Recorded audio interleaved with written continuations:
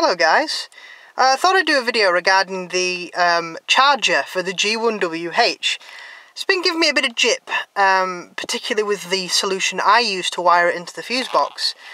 And I come to the conclusion that the charger is just a bunch of problems bundled together to make a charger. It is cheap and doesn't work so good. So that was the original problem with my first camera that I ever had, which is G1W. Which is the old version of this, but it's essentially the same camera. Now that was the problem with the last camera that I had, and I sent it back because of the charger and swapped it for a G1WH. This charger isn't as bad as the other one in that it doesn't interfere with my radio, but now it comes out of the cigarette lighter slot that I've put under the dashboard here in my car. It comes out of it all the time, and I'll show you what I mean. So when you're driving on bumpy roads, speed bumps, etc., sometimes it'll randomly turn itself off, and you'll have to sort of kick the liner above the pedals to get it to turn back on again. So it's obviously some kind of loose connection, and I've put it down to the fact that the charger is not a very good fit inside the actual cigarette lighter. So what I've done is I bought a charger off of a website called Fox Offer. I did a little bit of research, and somebody said that he bought his camera from Fox Offer. He had a problem with the G1WH charger, and they sent him this charger as a replacement. And let me just disconnect it from here. I've actually just connected it up to the car. I've just put some cable ties behind there, some cable clips. And this is the charger. I'll show you. It's I can't remember what camera it's actually for, but this is the one they sent him, the exact charger, and he linked a listing to it on the Fox Offer website. And I took the risk, never buying from Fox Offer before, and used PayPal and bought the charger to see if it made a difference. And you'll see straight away, it's a slightly better fit than the old charger, and it also has this here, which is the end unscrews. If I can do it one-handed, which I don't think I can. Oops. Can you see that?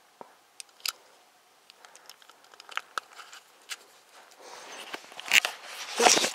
That's the, it has a fuse in it, so it's a properly fused, good quality charger.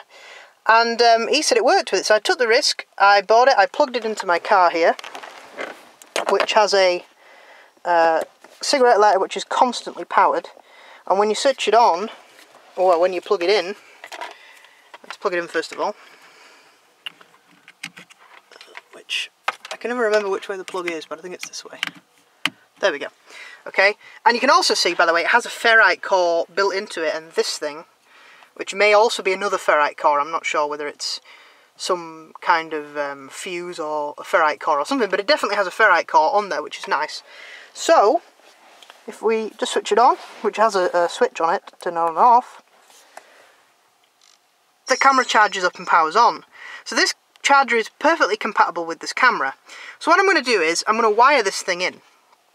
And I'm going to turn it off just for now. So what I've decided to do is, as you can see here, I've put some clips on the back of here where the wire clips into. Because this thing obviously can't go under the headliner because it's too big, which is a design, well, it's a kind of an aspect of this I didn't think about when I bought it, but never mind. I am all up for engineering your way around problems, so for that reason, what I'm going to do is, if I can hold the camera straight and try and do this at the same time, put these back in here.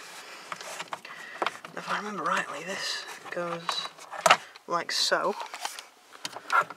It's better if I do it with my right hand. There we go, and it sits like that, and then that goes up there into the headliner, like so, which I'll do like that. Okay, and then I'm going to do the old trick of wiring the camera in, go all the way around here. It's kind of a rainy day, so I'm taking advantage of a break in the rain to do this, so it's kind of a rushed video. So yeah, this has a ferrite core, and it's a much better quality charger. It solves issue with radio interference, and which has been noted. I'll link the forum post about it. And it's also been noted that it is a much better quality charger, and it is, definitely, I can tell you. So hopefully this will solve my issues I've been having. But yeah, you can probably see, you can't really see it from the outside too well, but what I have done is, you can just see the ferrite there. I've put 2 clips, one there and one there, just to loop the wire around so the 2 ferrite cores aren't going to get in the way of my get in the way of me hiding the wire underneath the headliner, because like I said, you know, with the headliner you can't be too you know, you can't have anything too big under there, otherwise it's going to bulge out. So yeah, that's the best solution I could come up with for that. So I'm just going to hide the wires and yeah, show you what it looks like afterwards and do a little test of it and make sure it works, which I know it works, but just to make sure it solves the problem. So yeah, that will involve, by the way, a bit of testing and a short amount of time, maybe a week or so, maybe a couple of weeks even, because the problem I'm having is intermittent, and I'll show you what the problem is when I disassemble or take all the wires out of the car. And but yeah, it's intermittent. It hasn't happened for about a week now, but when it happens, it's really annoying, and it is most likely going to happen at like the worst possible time, which is when you're having an accident or something. So yeah, I'm going to try and get that on film for you and explain what's happening there. But yeah, let me just hide the wires. So while I have a break in the clouds, I thought I would just describe what's happening. And this is the old charger here, and all the wires I've pulled out from under my dashboard. It looks like I'm trying to hotwire it or something, but anyway, so yeah, here is the old charger, and as you can see, I tried to get it to stay in there with tape, but it just isn't a very good fit, and sometimes it just doesn't make contact properly, and it means that, yeah, it doesn't really power on very well.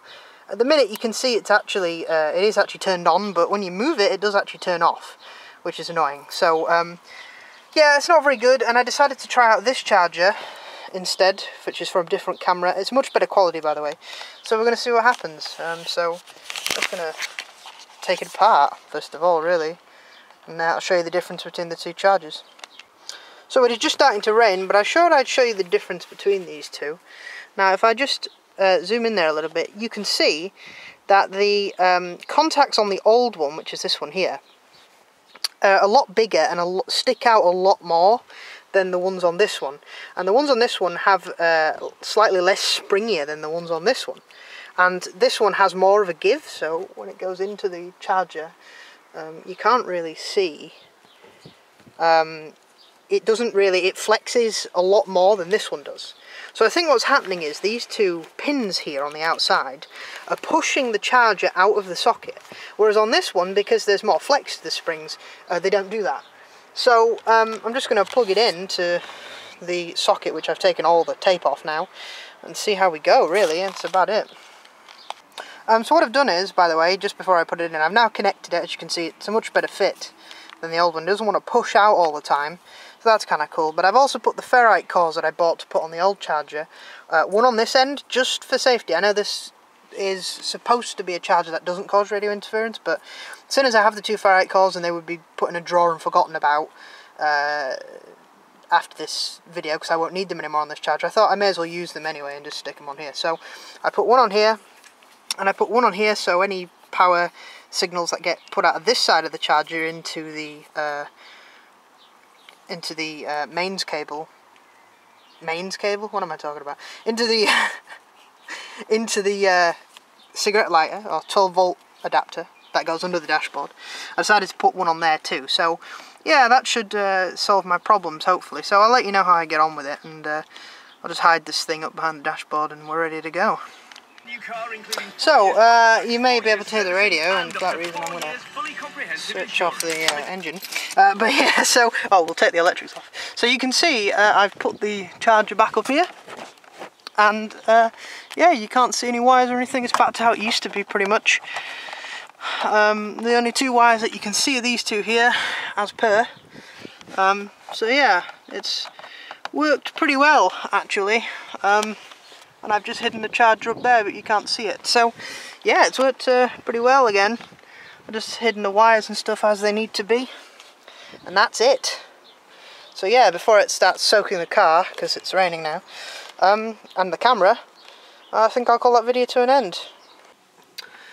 So yeah, that's it. So as you probably can't see because I got the camera facing me, when I switch the car ignition on, the camera starts up. You may be able to hear it in a minute actually starting up.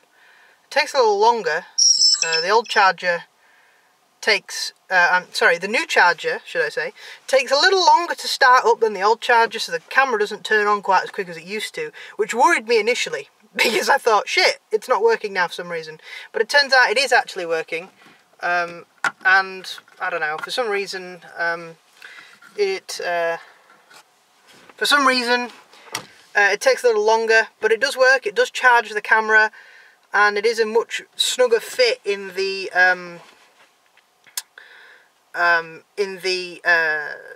12-volt socket that I've wired under my dashboard. And yeah, it seems to work really, really well actually.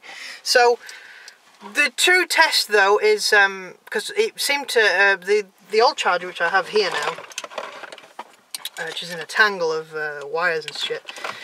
It seems to be working now anyway, and like I said, it was kind of sporadic before. Sometimes it would work randomly and sometimes it wouldn't work for whatever reason, and it just seemed complete random. But I put it down to the charger not being able to fit into the socket properly, and I mean, who knows. But I suppose the real test now is really just to see if the camera stays functioning as it should do now I've wired it up in the way that I have. So hopefully it will do the job and I won't have any issues with it. Hey, that's the nature of these cheap cameras. Sometimes you do have unforeseen problems, like the one I'm having here, which is a completely unforeseen problem, and I didn't expect to have, you know, kind of a random problem in the way that I am doing with it now. As soon as I didn't have the radio issue that I had previously, I thought, hey, you know, I'm not going to have any problems with this thing. But, hey, I'm having a problem with the charger again, which is now it was randomly turning itself off. So yeah, I'm definitely putting it down to that charger. If not, if after I've tested it for a couple of weeks and it still happens, the only other thing it could be is a loose connection in the wire for the socket connector, 12-volt socket connector that I have under the dash.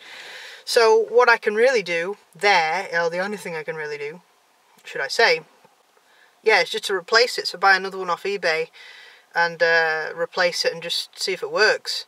However, I've still been capturing some pretty good footage on this thing I've been uploading to YouTube, and I encourage everybody to do the same. So, yeah. Thanks for watching.